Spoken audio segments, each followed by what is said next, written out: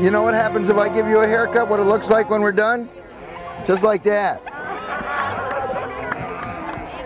Real slick and cool for summer. My name's Andy Rice. I'm from Halifax, Vermont.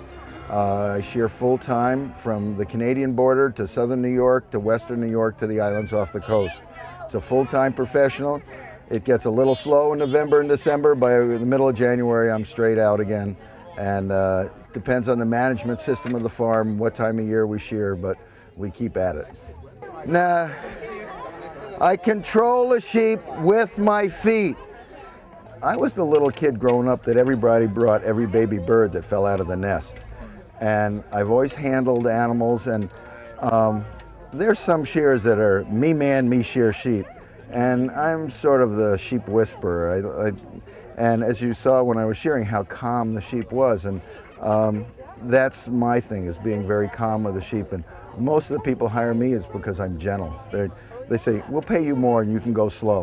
You know, we want somebody fast, we can worry about something else. But there were a lot of shearing contests, and I said something to some of my customers about shearing contests, and they said, if you want a ribbon, we'll buy you one for 35 cents. You know, that's not what they want. But speed is a big thing in the industry because shearers are paid by the piece.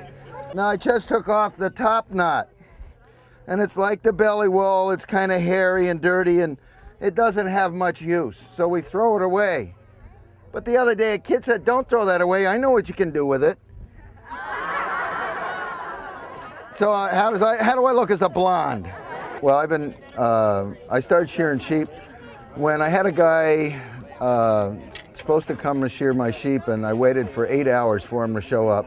And when he got there, he just cut them up miserably. And I said, well, if I'm gonna cut them up, I can do that myself.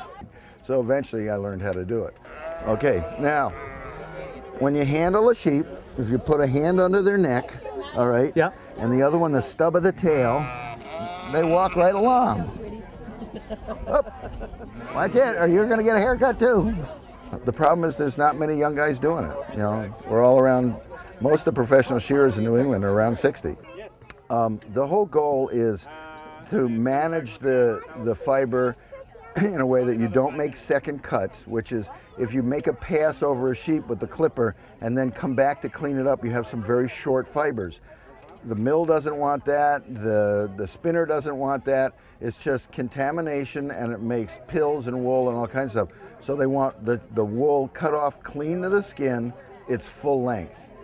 They don't want the sheep cut, and you want that fleece handled gently so it's in one piece, so it's managed right.